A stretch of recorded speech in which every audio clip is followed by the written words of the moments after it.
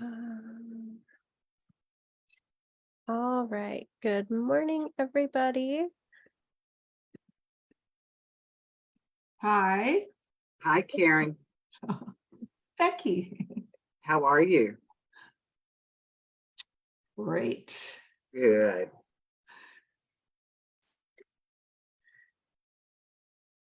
Oop.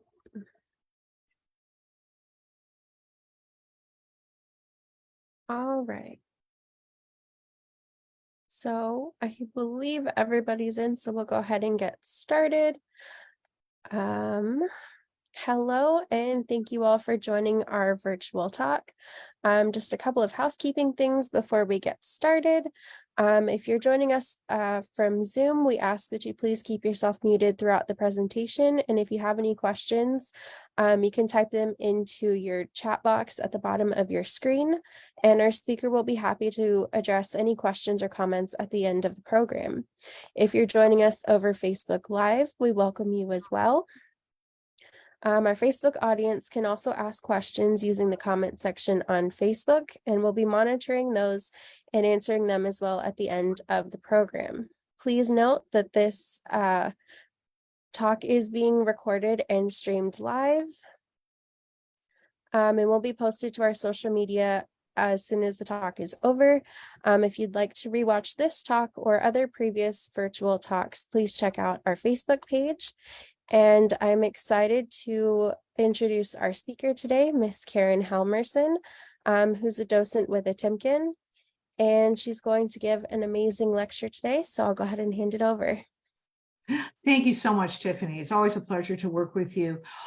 This is a very complex topic, and I was just talking to one of our directors at the museum, and I said, do you think it's kind of a stretch to do manuscript illumination? Because we do not have illuminated manuscripts at the Timken, but as Christina graciously reminded us that it's connected to one of our paintings. If we look at our Pater Christus, for example, his predecessor, Jan van Eyck, painted illuminated manuscripts. And I think obviously they do lead into the development of portraiture in Renaissance art.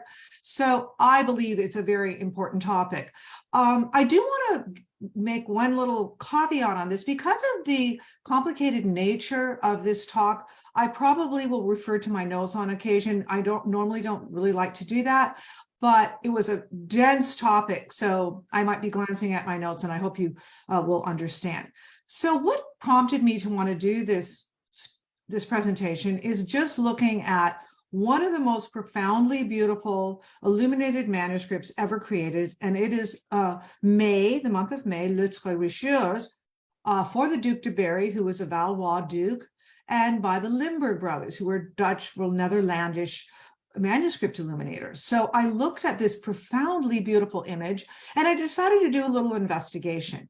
Well, you just can't start from scratch. You have to sort of go back in art history. We always do a chronological investigation. And I wanted to look at some of the earliest books that were created, and we will be doing that. But just for a few minutes, I'd like to give you a little background on illuminated manuscripts. This, of course, is in the 15th century.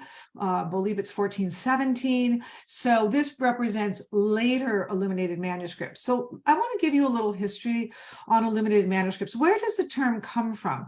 Well, actually, when gold and silver was applied to these manuscripts, I'm talking about a scrim of gold rolled out almost like foil and really integrated into a page. They were called illuminated.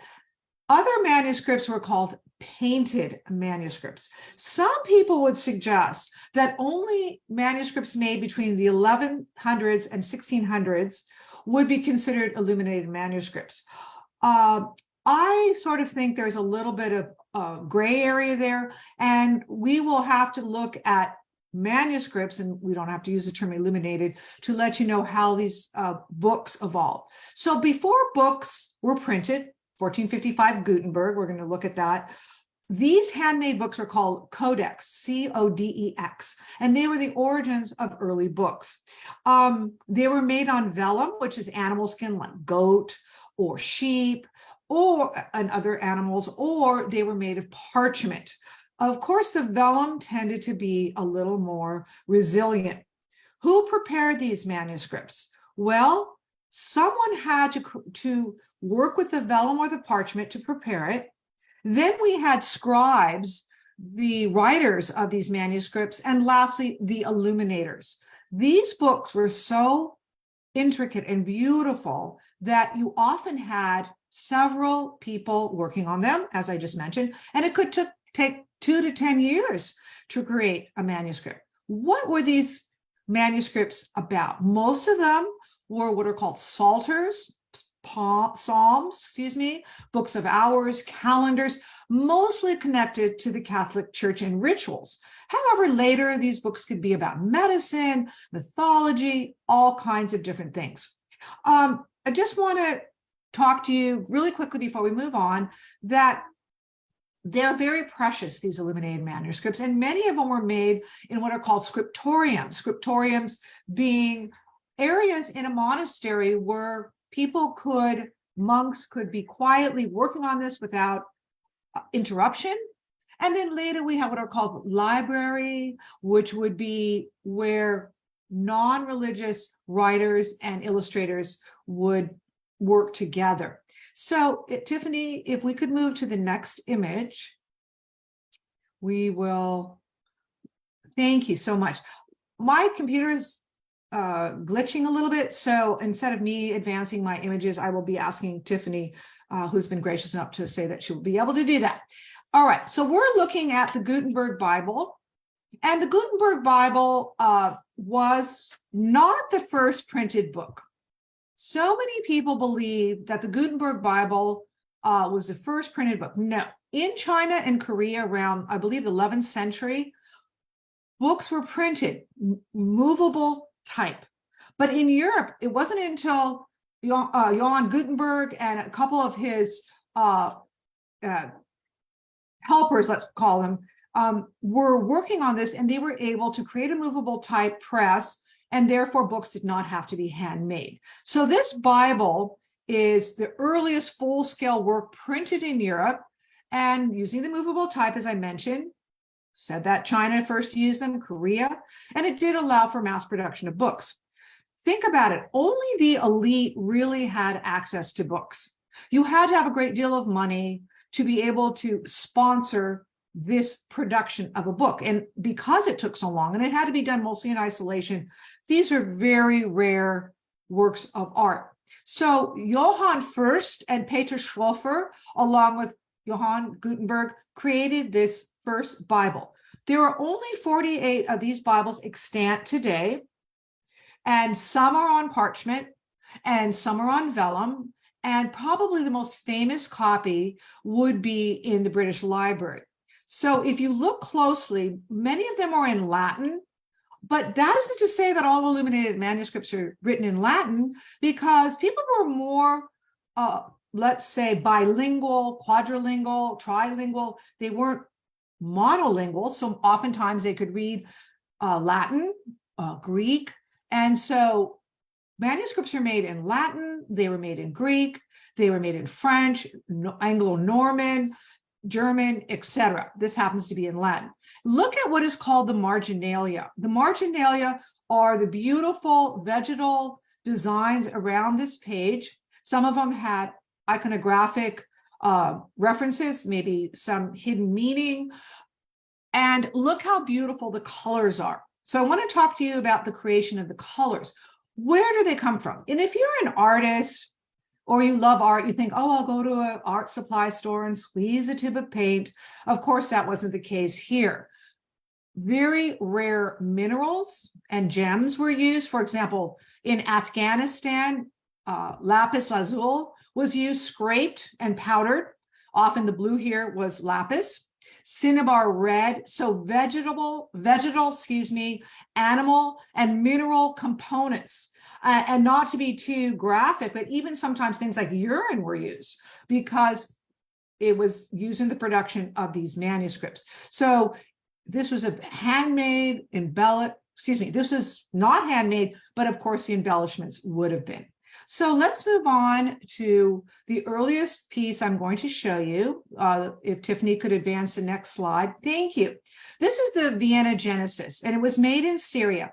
Now, I would like to preface by saying except for this older earliest Christian book extant, all the books I'm going to be talking about, whether it's handmade, are from the Northern Renaissance region. Why is that? Suffice to say, the Italians did beautiful illuminated manuscripts, and there were many areas of Italy where books were made, Siena, Florence, etc. But because of the dense quality of the presentation, we would have to talk about Italian bookmaking in a very separate presentation. So we're going to, suffice to say, we're going to stay in Northern Europe with this exception. So the Vienna Genesis, why is it called that? It is housed in Vienna. It was made in Syria, from Hebrew translated into Greek.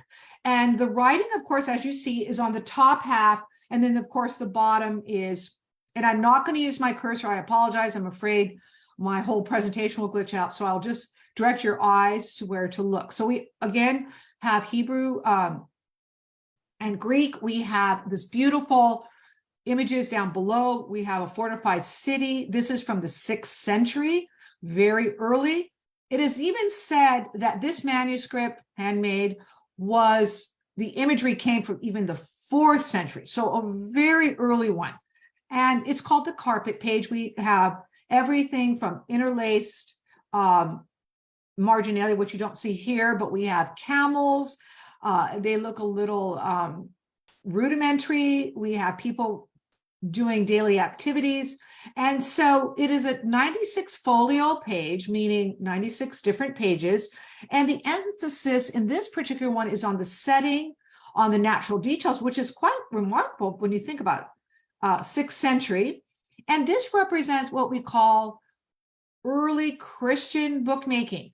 We're going to go into Hiberno-Saxon, Carolingian, Ottonian, Romanesque, Gothic, and Renaissance. So we're going to go through the different periods, and I will alert you to when the time period changes. So it was made in Syria, or perhaps what would be called then Palestine. It was brought to Venice to Vienna about the 14th century, maybe a little bit later, but it is one of the earliest manuscripts known. So we will go ahead and move to the next image. And this is the Book of Darrow, and it is in Trinity College, Dublin, and it is an illuminated manuscript from what we call the Insular or Hiberno-Saxon period. And the Insular or Hiberno-Saxon is in the region of today England, Ireland, Scotland. And it was insular because they considered it was like created on an island. It is the 4 Gospels of Matthew, Mark, Luke, and John, which were very common subject matter for these illuminated manuscripts. It is now in Ireland, very ornamental. You can see these designs. Interestingly enough, it was said that the artist who created this probably wasn't that skilled at figurative elements, but highly gifted in creating these interlaced forms. If you look very carefully, you can see along the right and left-hand side that these are mythological creatures, fanciful creatures, very popular at this time. And he sometimes represented, for example, Matthew, instead of drawing the figure of Matthew on another page, he would use a belt buckle that might represent Matthew. So he obviously was leaning toward creating imagery that was non-objective, interlaced, except for perhaps animals. So one of the greatest books of the Hiberno-Saxon period. So now if Tiffany could move to the next image. The Lindisfarne Gospel. Many images from these illuminated manuscripts do highlight the work of one of the 12 apostles of Jesus, and that was Matthew.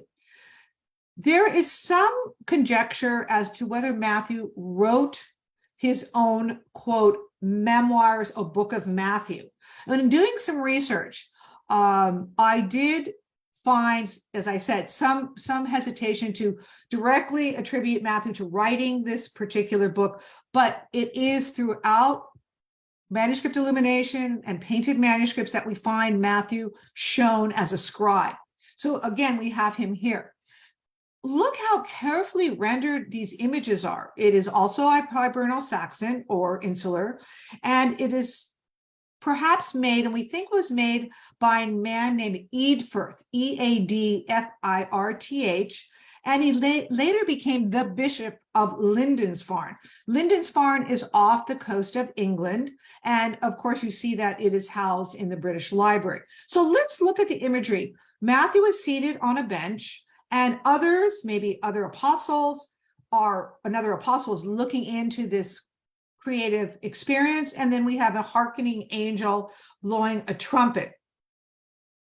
It is probably considered the most remarkable British Hibernal Saxon manuscript. But before I move on, I wanted you direct your eyes to his feet. So the feet of Matthew seem to have what we look like stigmata. And I was very curious, and maybe someone in the chat can tell me differently, but I was very curious why it seems that he has these little holes in the feet. And he was not crucified in that manner. Some say he was burned alive. Some say that he died of natural causes. So I don't think the pinpoints in the feet would indicate crucifixion. If anybody has a different take on them, that of course I would love to hear what you have to say. So you see the teachings of the four evangelists.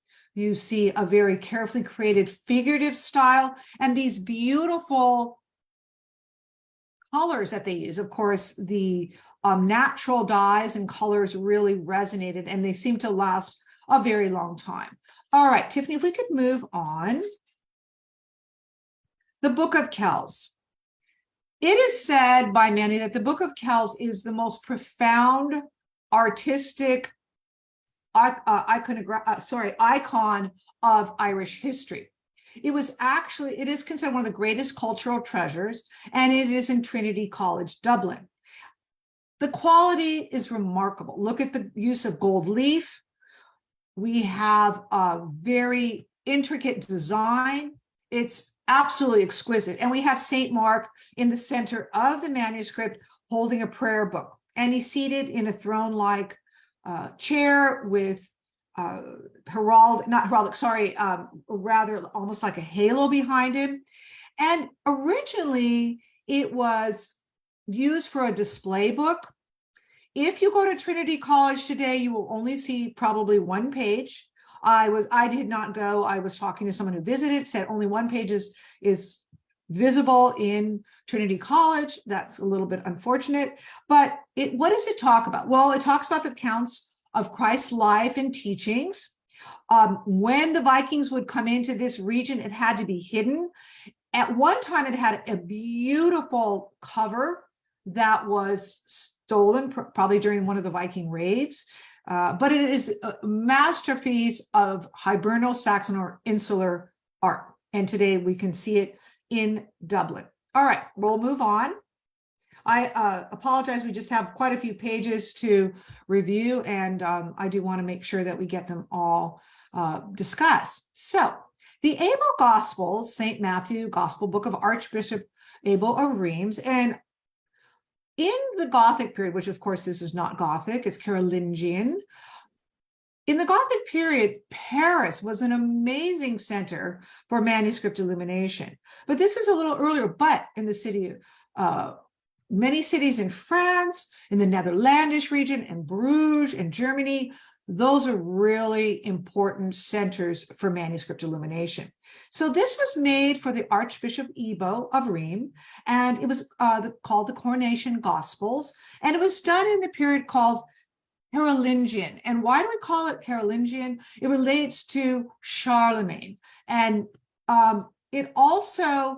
Charlemagne was not necessarily an educated person, but he loved to collect and sponsor manuscript illumination.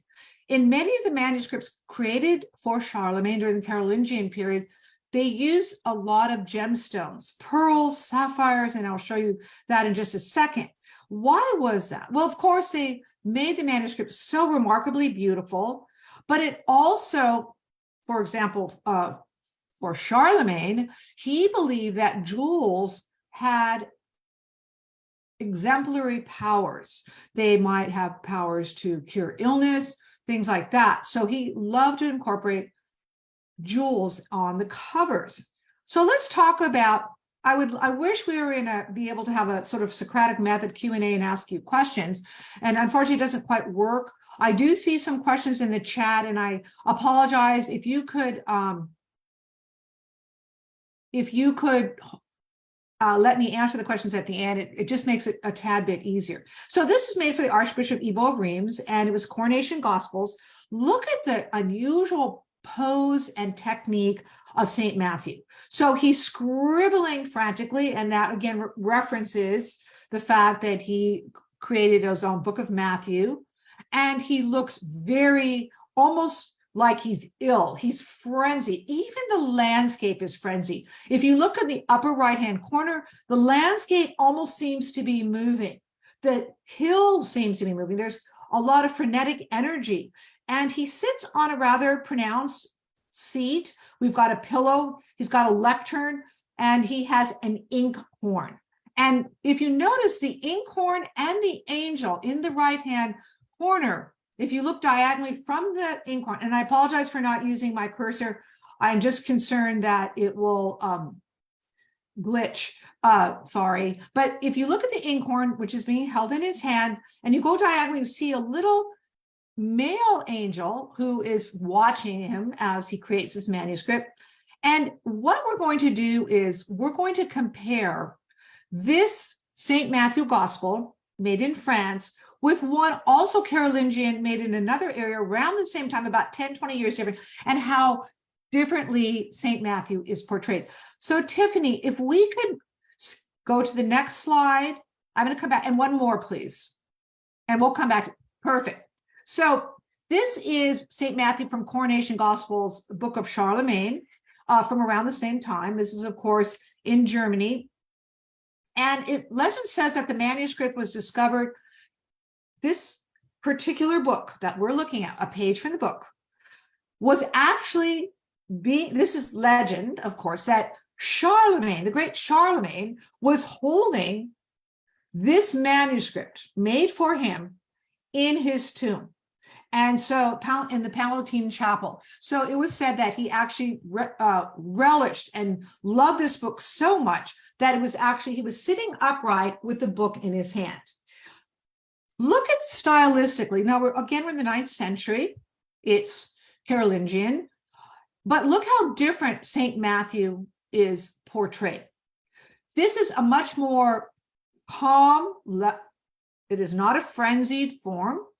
St. Matthew is very solid, rather three-dimensional. You see, he's also holding the inkhorn.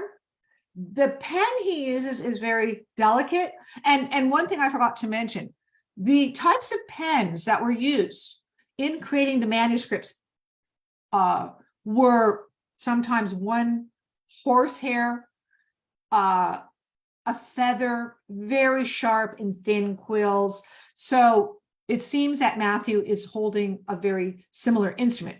So this is a luxury item. Of course, Charlemagne's so important and very characteristic of Carolingian Renaissance, when some of the most beautiful Carolingian books were made. He looks like an ancient Roman figure, doesn't he? It almost looks like the artist was looking at Roman figures, sculptures perhaps. And one other thing I'd like to mention, what are these stories? So of course it's again four apostles, Matthew, Mark, Luke, and John. And so many of these manuscripts did deal with Psalms, as I mentioned, books of hours and calendars. Tiffany, if we could go back, I just want to look at one cover, and that's just the preceding image. One preceding that. If we could go back. Perfect. Thank you so much. So Christ in Majesty, 4 evangelists again, and scenes from the life of Christ. I promise we will move away from this topic, because not the topic of manuscript illumination, of course, but we will move into looking at some slightly different imagery. But suffice to say, a lot of these earlier books, Carolingian, and then we'll go on to Ottonian, would have been about these four apostles. So this is Christ in Majesty, was done in 870. As you can see, it's illuminated gospel manuscript.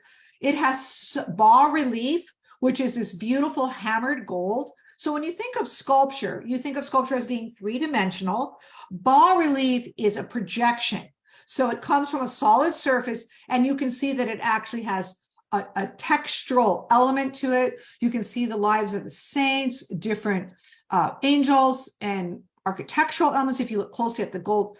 And the remarkable jewels, pearls, sapphires, emeralds. It was made in a workshop of the Holy Roman Empire, and it was made for Emperor Charles II. And it is housed, I believe, in Saint Denis, outside of Paris. And it was Carolingian school, palace school. And it was written by monks who spent a lot of time. We're only looking at the cover, of course, but the cover is so magnificent. I decided that this would be the most profound image to show you. So look at the gold. This is really the use of gold leaf. Now, where did this interest in gold leaf come from? Much of it came from Byzantium. And I do want to mention that books were made in Byzantium, and to think about subject matter a little differently. Before I forget, I do want to mention that, of course, these early manuscripts almost always had a religious bent. However, eventually, when we get to more the Gothic period, a little bit later, we begin to see that it's not always religious. Sometimes they're mythologies and stories. In Byzantium, the Middle East, they did books on mathematics and science. So it isn't only religious subject matter. However, religious subject matter, of course, the Roman Catholic Church was sponsoring these scriptoriums, and so many of them, and of course, many of the aristocracy were connected to the Roman Catholic Church. So they were the great benefactors of these handmade masterpieces. Tiffany, if we could move to the Gospel Lectionary of Henry, that would be great. The next image. Perfect. This is such a remarkable image, isn't it? It's, of course, the Annunciation of the shepherds. You see the shepherds down below, the angel hovering, the shepherd leading the flock. Rudimentary animals, of course. The figurative elements are actually quite remarkable. Now, this was done as a two-part book. The text would be on one side, and this image would be on the other. And it comes from the Regno School of Manuscript Illumination, and it is considered Ottonian. If we look at the date, this is the later Ottonian manuscript. Ottonian Empire, Frankish, German, and this is one of the later ones. Why was it called Ottonian? Because the name Otto was really quite popular, so that probably indicates why. And this particular manuscript contains gospel readings for feast days, and it is in Latin. You don't see the writing, you just see the image. It was gifted to the Bamberg Cathedral by Emperor Henry II, and as I said, it's double-sided. It's rather small, however. Some of these manuscripts, and I forgot to mention, or maybe I did, and I just want to remind you, some could be palm-held, particularly for some of the queens, more feminine, and some would be like gigantic. Some of the ones made in Sweden, for example, one of the largest manuscripts had to have 3 people holding it up. And why do they make them so large? Well, some of them were actually like choir books. So more than one person could visibly relate to it. And sometimes they were used for devotional prayer, simple prayer, and therefore they would be much, much smaller. But this is a very powerful image. And you can see the use of cinnabar and this lilac, and of course, the golds. And so not only is the Annunciation of the shepherds detailed in this manuscript, but also the birth of Christ. And we're only looking at one page, so you would only see the Annunciations of the shepherd. All right, I'd like to move on to the next image. All right, the life and miracles of Saint Edmund. Wow, this is a really particular interest. One of the earliest illustrated biographies of a saint. and it was done in the 12th century. So this is probably what we consider Romanesque. We actually see some of this Romanesque architecture, unlike Gothic, although you do see some elements of Gothic because we have that sort of pointed spire. Of course, Gothic architecture would have been developing at this time, but we also see some remnants of Romanesque when we look at the two heraldic towers. They're more rounded, not as pointed. So that is sort of a combination of Romanesque and Gothic. So I mentioned it's lavish, it's beautifully done, and it shows 8 men paralyzed. The 8 men were trying to break in to Saint Edmund's burial tomb, but they were thwarted. They were frozen. So actually, these figures are in frozen mode where they're holding these tools to break in, and they are thwarted. The 8 thieves. So it's kind of what we consider a miraculous, paralyzing moment for these figures as they attempt to break into St. Edmund's palace tomb. And these miniatures that we're looking at are actually attributed to a person called Alexis Master. He was a founder of the St. Albans School, and it was named after a cycle of books that he created. So it's one of the earliest Romanesque with a tiny hint of evolving Gothic imagery, but it does look rather like it's a gouache or a wash. It's a thinner application of paint, but it is remarkably well maintained. So we're going to go on. And of course, I wish I would have more time to talk and answer the questions. I see we have quite a few questions in the chat, and I promise we will have some time to talk about any questions and hope I can answer them. So St. George and the Dragon, Moralia and Job. Moralia was actually morals. This was made in France and in Citeaux, and the Moralia and Job actually had quite a bit of history. It was illuminated copy, for Gregory the Great, and it was made in Citeaux, Burgundy. And it is one of the most familiar treatises because it talks about morals, and it shows people how Job was a figure of Christ who suffered innocently. And so these moralia, these moral texts really tell us how to guide our life, how Jesus gave up his life. Again, I'm not trying to discuss religion. This is just the topic of the book. And so these moral teachings, the moralia, would give people an idea of how to lead an exemplary and religious life. For example, you think of people like St. Thomas Aquinas, giving us some moral character.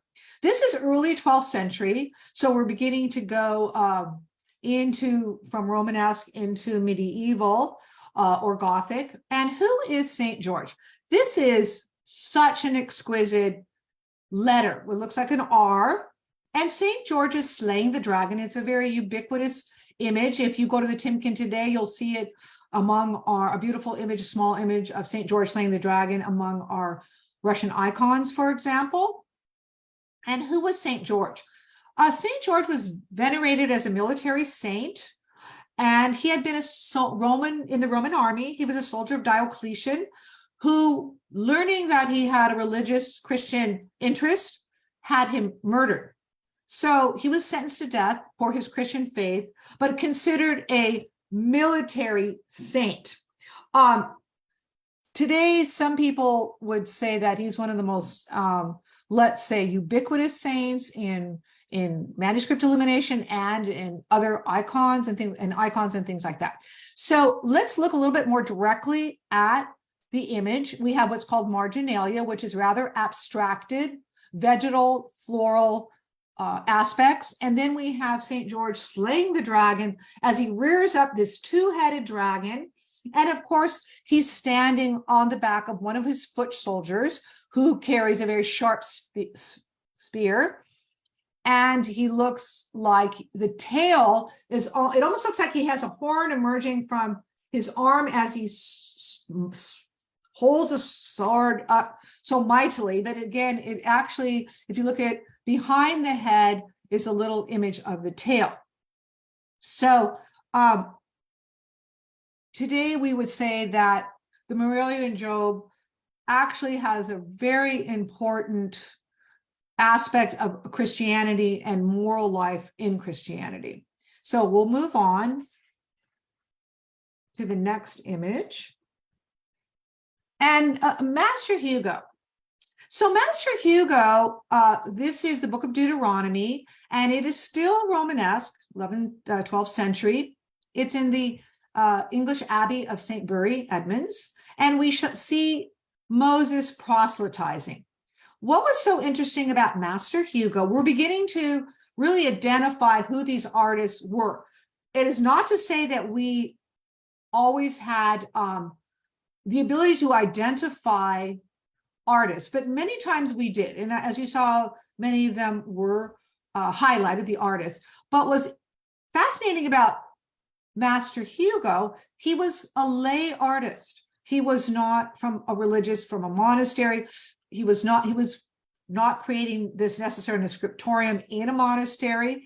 But look at the colors, the cinnabar, the lapis, the purple, really remarkable. And also the remarkable figurative aspects of these images, like Moses, and much more three-dimensional, much more detailed. If you look at not only the marginalia, but look at the faces, he has these wide eyes, and each face is actually quite unique. So if you take a moment, look at the tree, the beautiful birds. So this is now in Cambridge. It's part of what's called the Bury Bible. And this is, of course, Old Testament, book of Deuteronomy.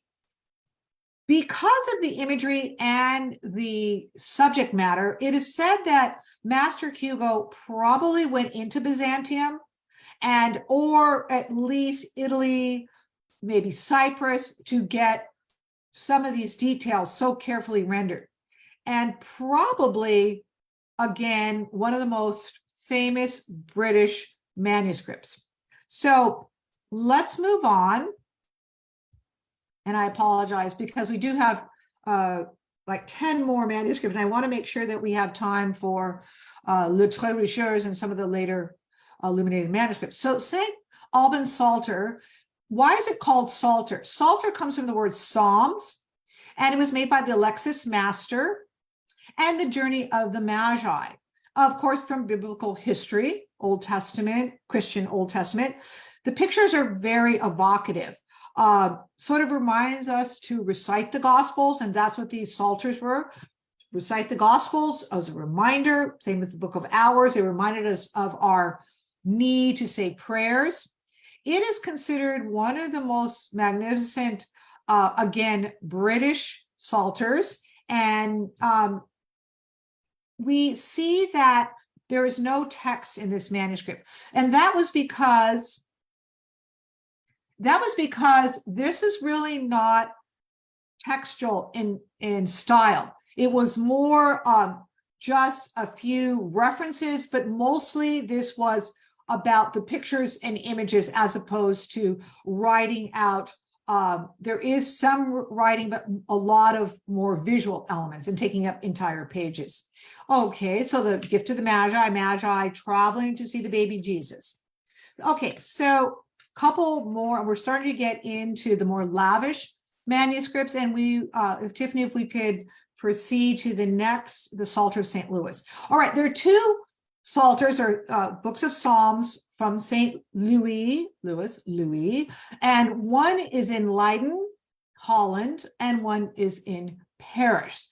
And these were two lavishly illuminated manuscripts. And the Psalter of St. Louis, again, as I mentioned, Paris and Leiden, they were respectively very good examples of French Gothic, the one in Paris, and also English Romanesque, and that was the one in Leiden, Holland. They were made for, I believe it was Louis XII, and upon the death of his mother, Blanche of Castile.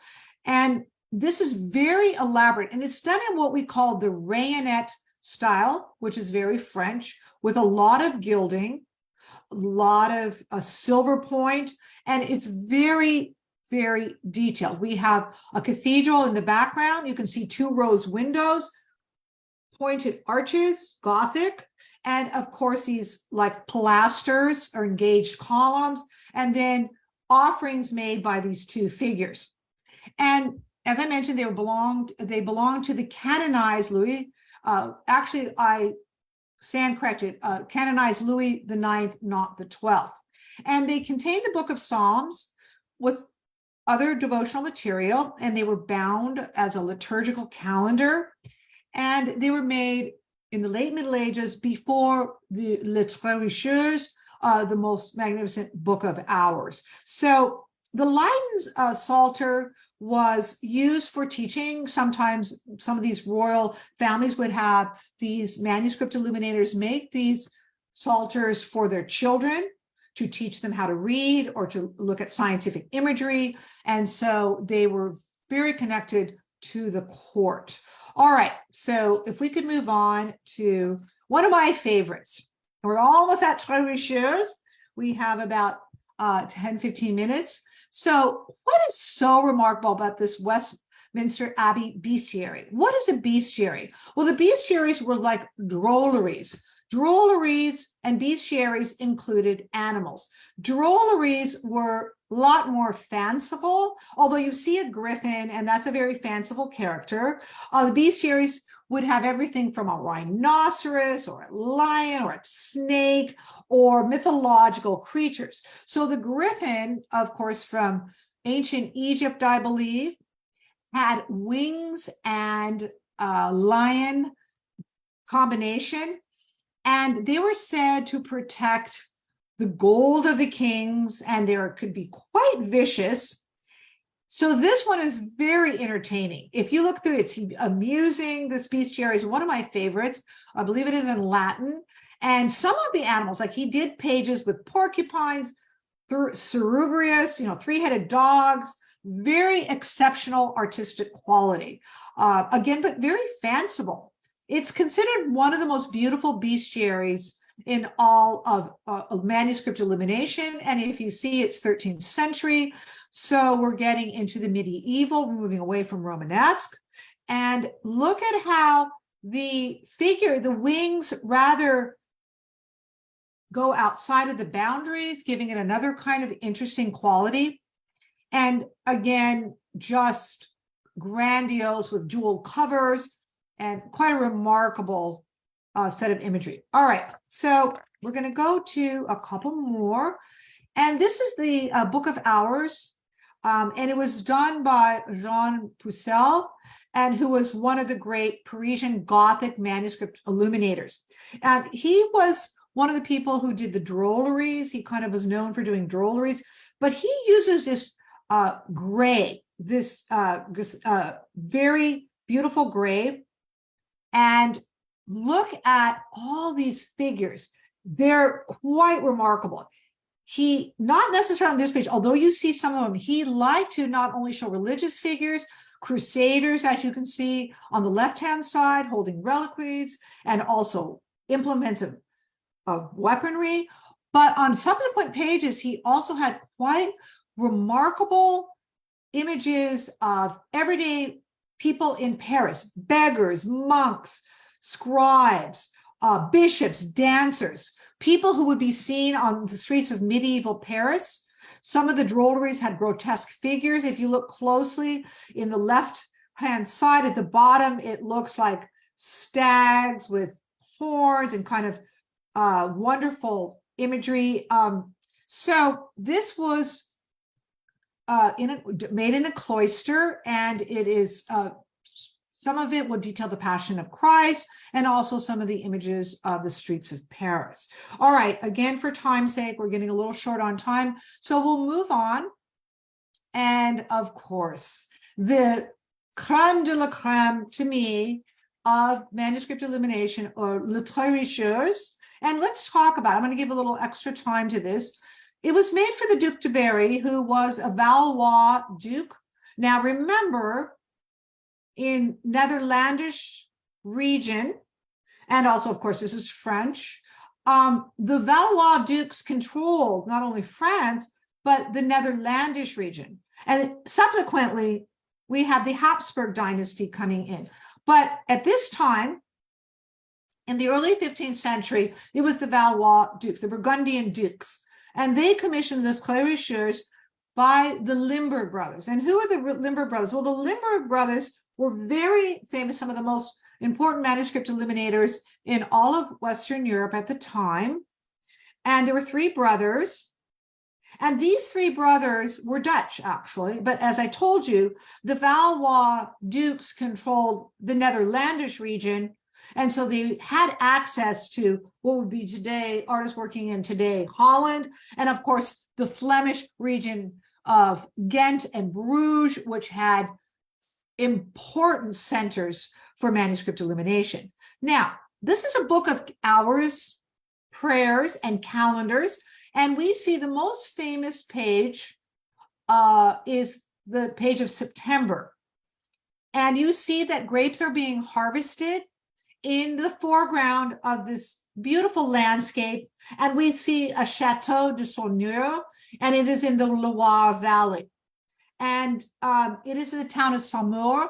It is, I think it originated from about the 10th century. It was a Norman citadel, and this castle is remarkable. And you see the peasants bent over, and look at the detail, the astrological signs at the top.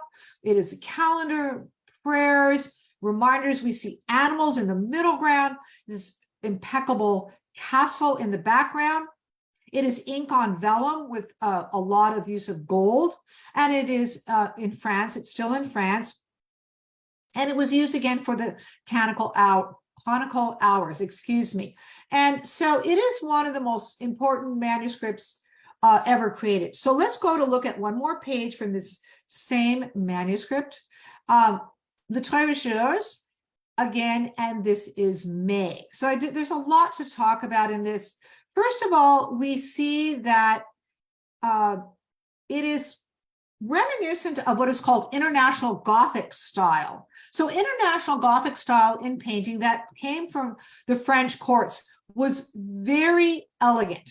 It is the segue between Gothic and Renaissance. So it is very elegant, very refined, the use of gold, elongated figures, as you can see.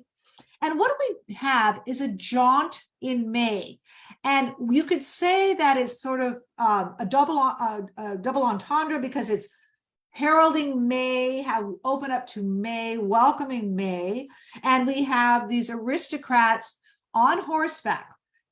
So we have the prince, as he looks back, the Duke, I should say, excuse me, looking back at his beautiful bride, and she is in the white headdress, and he looks back at her, and he has gold embellishments, and she's on the white horse, and she's got some ladies in waiting behind her.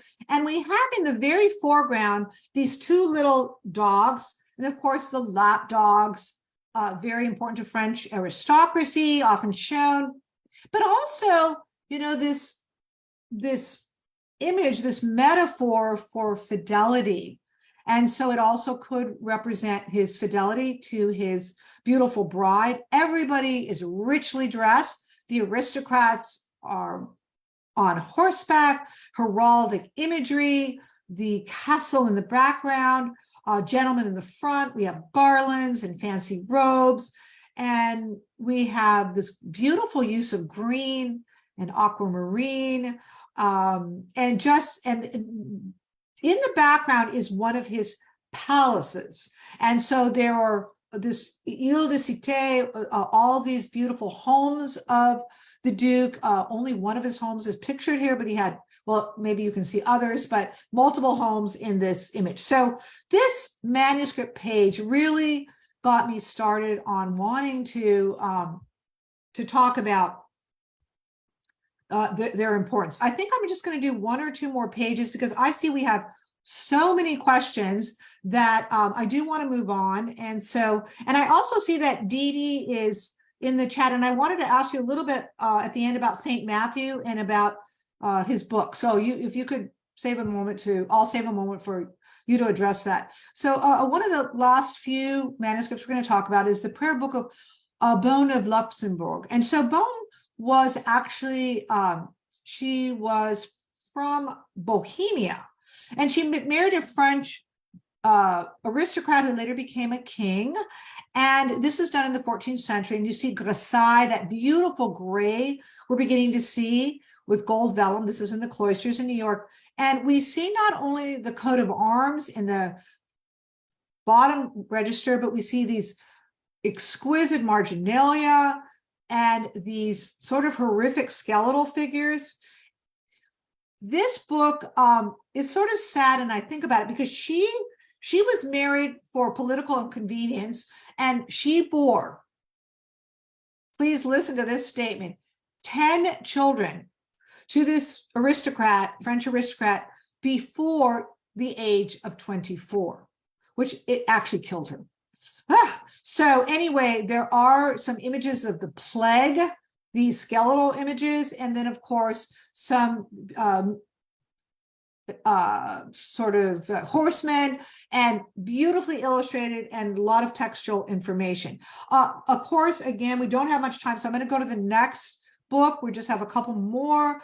Prayer Book of Claude of France. Now we're at the time, and about 50 years after movable type. So people would say, well, why with this prayer book, why do we have, this is a Claude of France, why do we have handmade books? Think about it. These artists were able to create manuscripts for these aristocrats, and this artistic style was still very popular. What does it lead to, though? If you look at the bottom of this particular one, you can see, and now we're in the Renaissance, thickly in the Renaissance, you can see how beautifully the facial characteristics and the forms of these figures are done. And the reason why I bring that up is manuscript illumination goes into portraiture. So no longer are these royal patrons necessarily just having manuscripts made. They're continuing to have these small prayer books, and this is a rather small one, but they also would be moving into portraiture. So we just have one or two more, and I just want to go really quickly to look at them.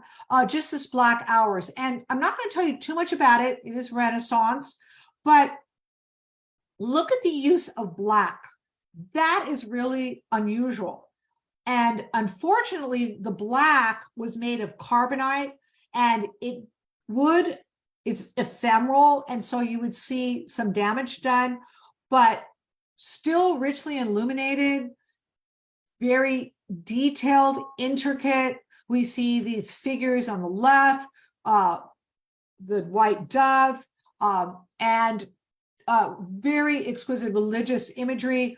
But because of time's sake, I'm just going to go into one or two more really quickly.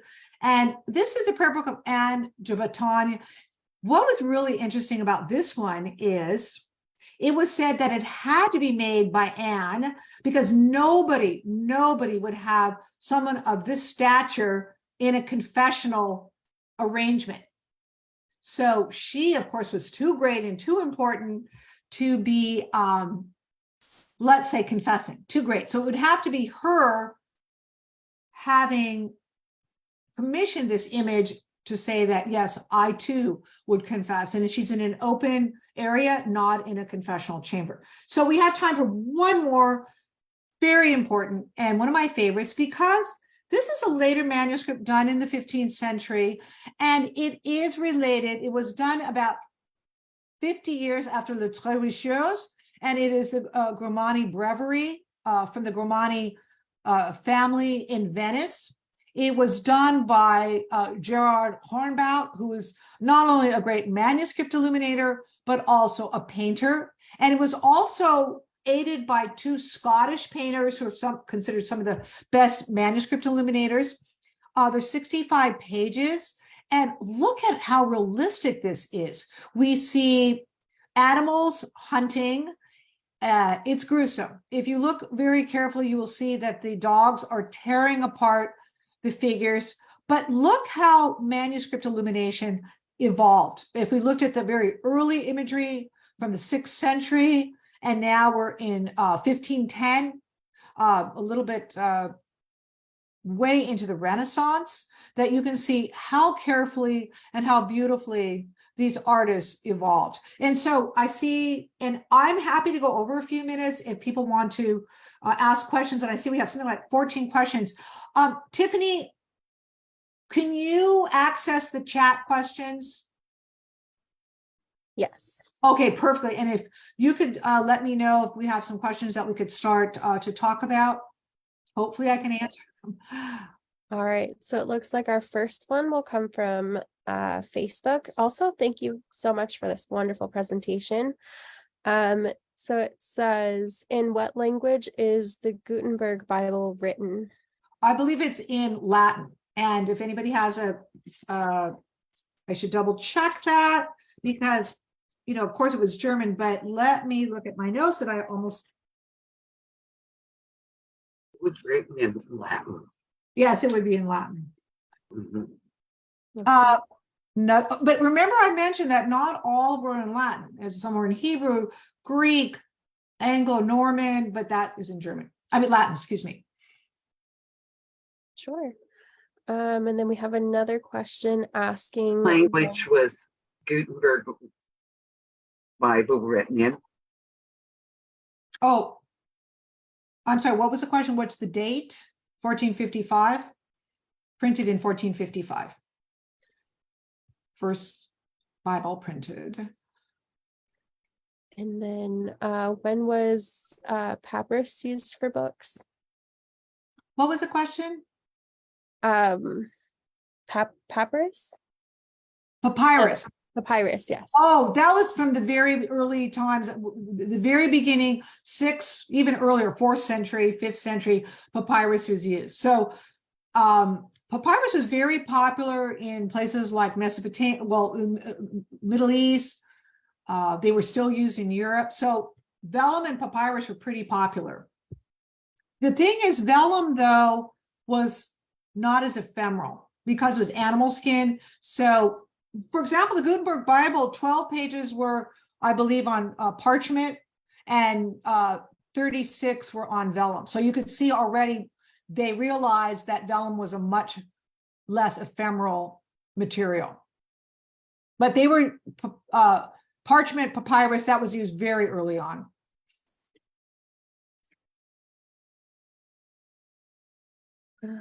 Next.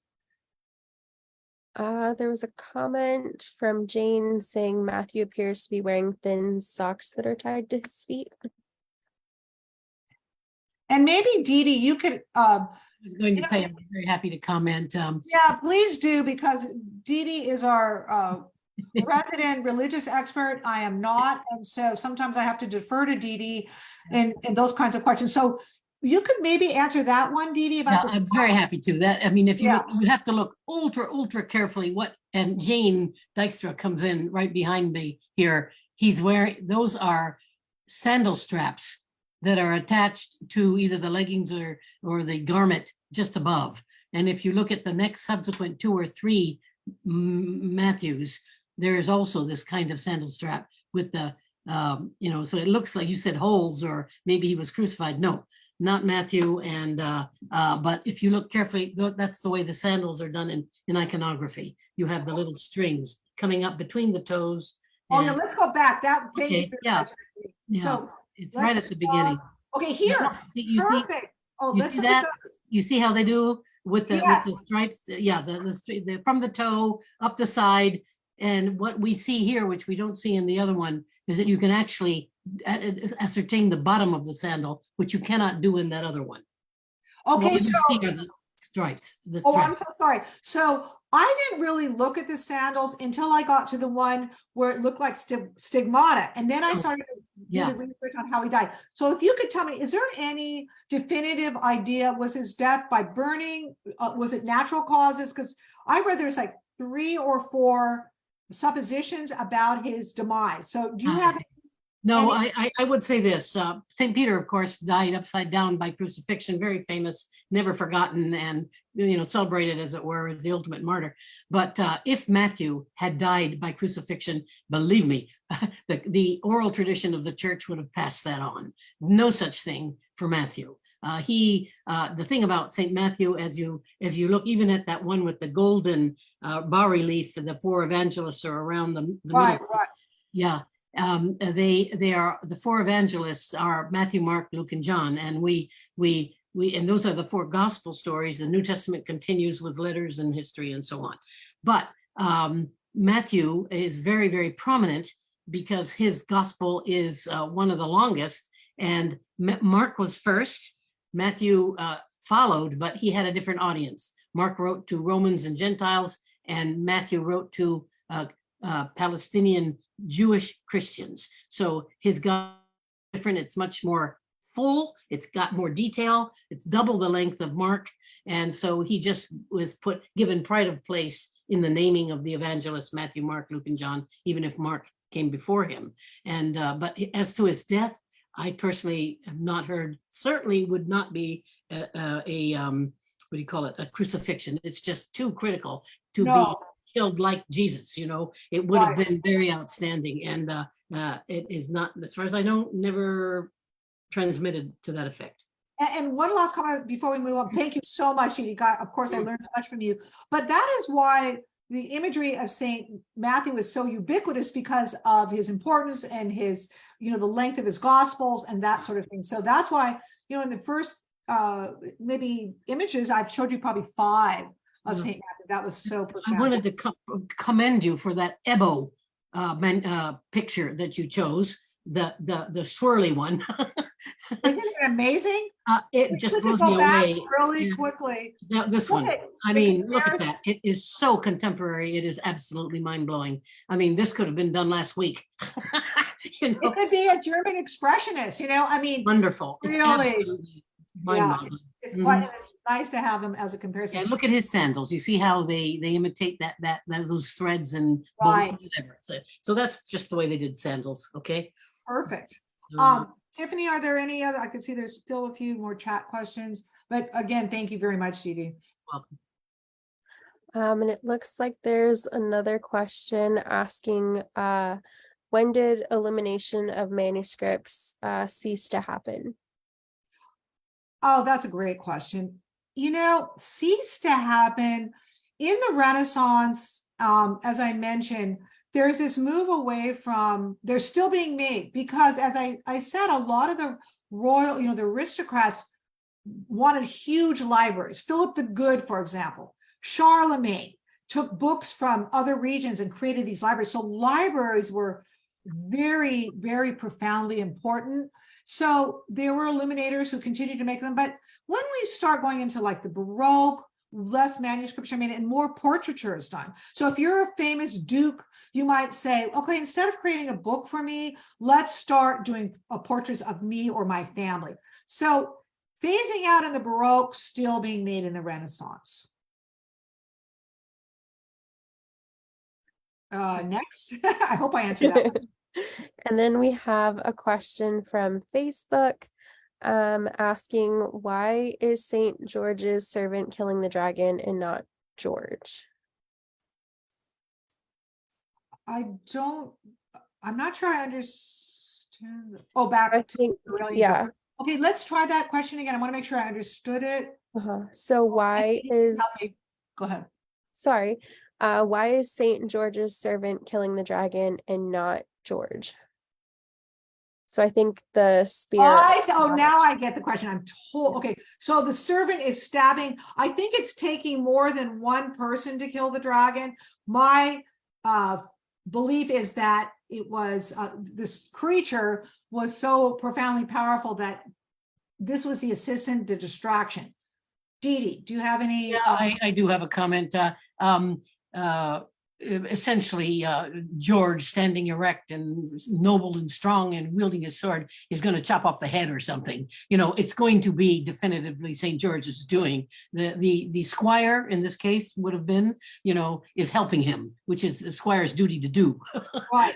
But I think it's a very minor point. He just wanted to do a lot of action in that shot, as it were. Yeah, as I said, like a distraction. Like Yeah. I used to ride horses, and when you treat a horse, you have to distract it. Someone will distract it with a twitch on the nose, and someone's doing the work. So it's a form of, like Dee saying, it's the kind of the scribe is distracting him, but he's going to be the slayer. He's known as the dragon slayer. But interesting question. Next. It looks like we have one more from Facebook asking, if Master Hugo wasn't affiliated with a monastery, where did he get such valuable materials?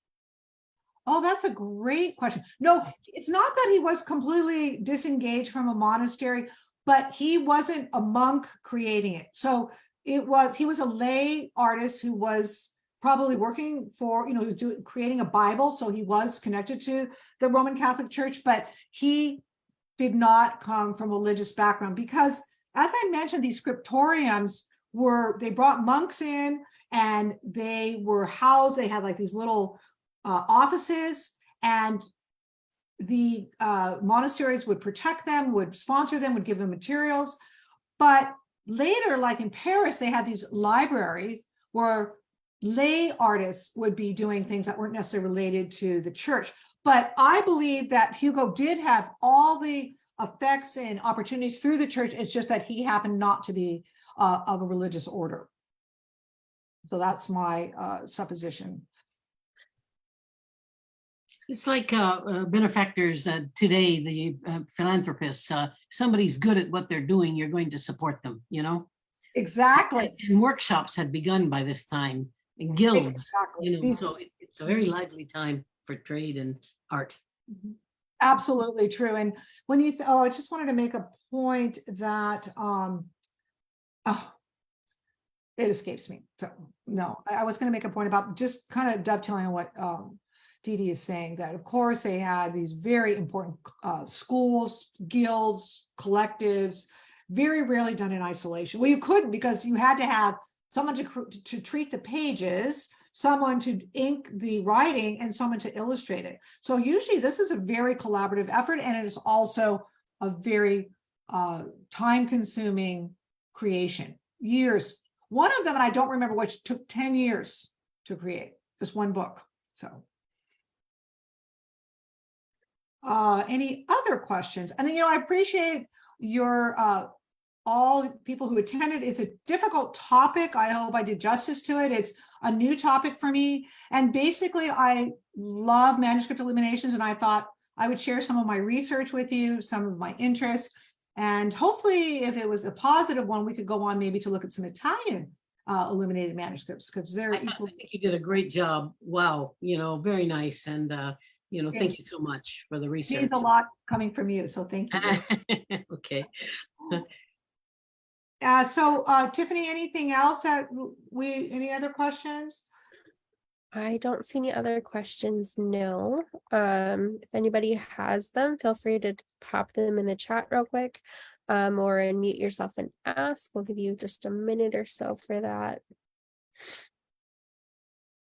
Since we're on this page anyway, in front of us, the thing that we have difficulty sometimes remembering is what the percentage of literate people would have been is very, very, very small. That's why the pictures were there. That's why the walls were painted. That's why the art was done. So you would look at this picture of St. George and the Dragon, and somebody would tell the story, and then it would be stuck on your brain forever because it's so vivid. I wanted to also add, when you mentioned that is an R that those figures are doing, the three of them together, the dragon and the two men, Reverentissimo e Santissimo, Fray Leandro something, something, and then at the bottom, Servus, Servorum Dei, and the little squiggles over the V and the I, that kind of thing, these squiggles, that would be a shorthand for calligraphers not to put all the letters in. So Oh, said interesting. ballroom, the little squiggle is an M, but they don't put it at the end. And Dei, Deum or whatever. Anyway, the point being, you had to know how to read. This wasn't something that you just rolled out of bed one morning and pick up your book. It was a lot of training to go into reading anything, and let alone writing it. So Absolutely. That is such a good point. And, if you think of our very own, we have a dorsal in the Timken from 1300, which is of course later, but it's all imagery. It's like a storyboard. And just as Dee Dee is saying, because of the fact that people didn't have access to books, and if you wanted them to know the story, this would generate conversation or storytelling. And some of the ones that are so big, they would hold them up, and it was mostly the imagery that they would be looking at. So multiple people could see it at the same time. So that's a really good point to remember about the lack of readership. Who had access? Not many. yeah. Very, very nicely done, Karen. Really was super. Thank you. Thank you, everyone, for joining in. And I see that we do have some chat, and I can close out everybody, and maybe I can look at the chat questions. Does that work, Tiffany? If I did that, so everybody can I close out so everybody's not stuck on my feed, and then look at the chat questions and answer them? Does that work? Technologically? I think it'll close out the chat. But you guys are more than welcome Exit. You're not stuck to listening. exit if you'd Yeah. like. A quick thing before we get to this comment. Just want to say thank you so much, everybody, for coming in and participating. And if you would like to know more about any upcoming events, you can check out our events page on our website. And we do have another lecture scheduled for Thursday, February 9th, titled Artist Fascination with an Egyptian Hermit. So if you guys want to stick around and ask any more questions, you're more than welcome to. And that last comment says, speaking of collaborations in art, this reminds me of the complex woodblock printing process in Japan, needing multiple talents to create one print. The master and the team of assistants. And that came from Shane. Oh, that's an interesting comment. Absolutely. Really relevant. I'm going to look at the chat and just, let's see. Yeah, Please feel free to exit, ladies and gentlemen, because I don't want you to be taken up with my looking at these. Okay, that was answered. Oh, most of these have been answered. That's perfect.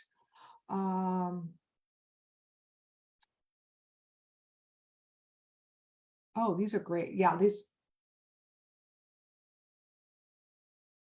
oh, this is great. Thank you so much, everyone. And I'm going to exit out because Tiffany was able to get these questions directed to everybody, but thank you all.